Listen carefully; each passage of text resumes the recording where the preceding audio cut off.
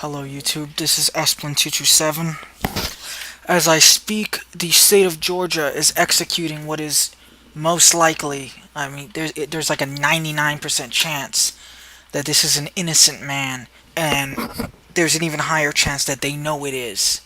Of course, because the people who would have done the intimidating of the witnesses, they're not dead, they're still around, they know what they did. Um,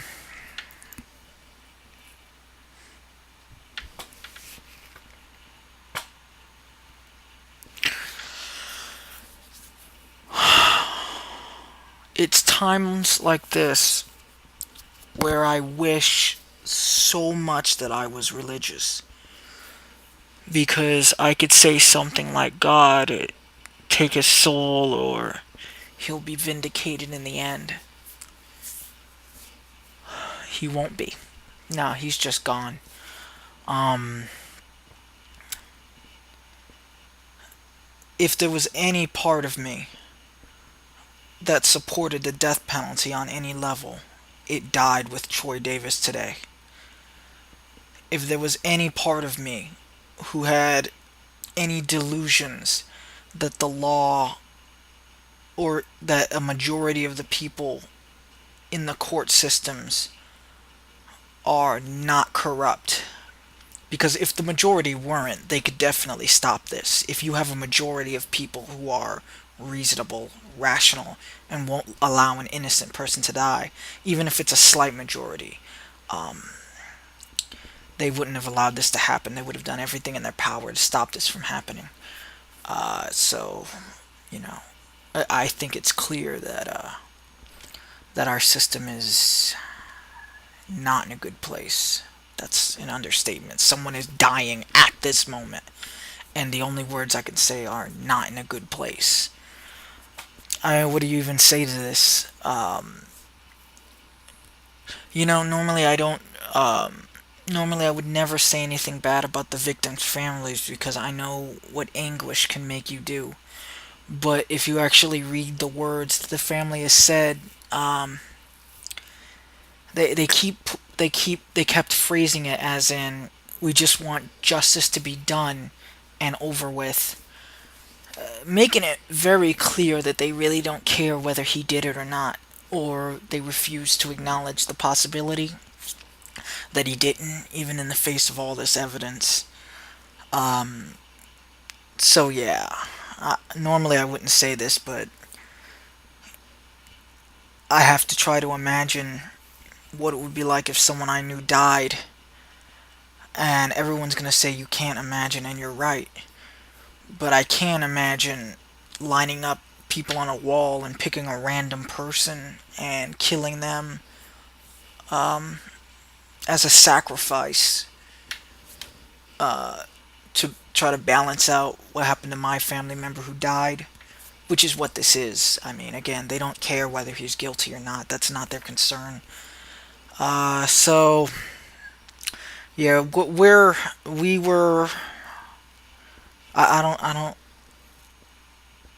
I have a question for those of you who defend the death penalty.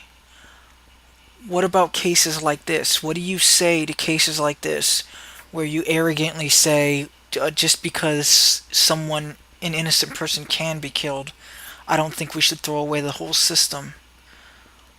Why not?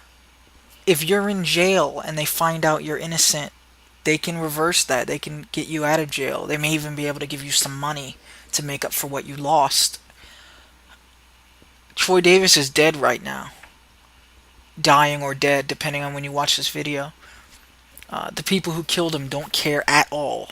They're not even pretending to consider the possibility that he's innocent. They just don't care. Their desire for revenge, it's not even close. Revenge and anger always beat compassion and empathy. That's been true throughout mankind's history. Those other emotions are just so much more overwhelming. Uh, uh,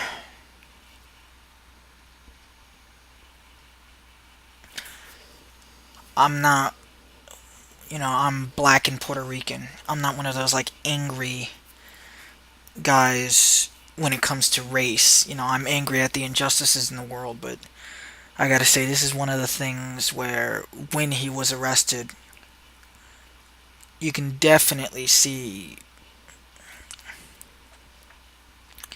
I'm not saying white people aren't convicted when they're not guilty, but statistics show it is more likely that this happens to a black person. And I think Troy Davis is a good example of choosing someone who looks vaguely like the person who committed the crime. I mean, even the witnesses recanted. Some of them said that they were coerced, but the prosecutor doesn't care. The family, they care. They just don't care whether it's him or not. They want someone to pay. I don't know. I can't talk about it. I can't talk about this anymore. All I can say is all I can do is talk about it. All I can do is say right now an innocent man, what is most likely an innocent man, is dying.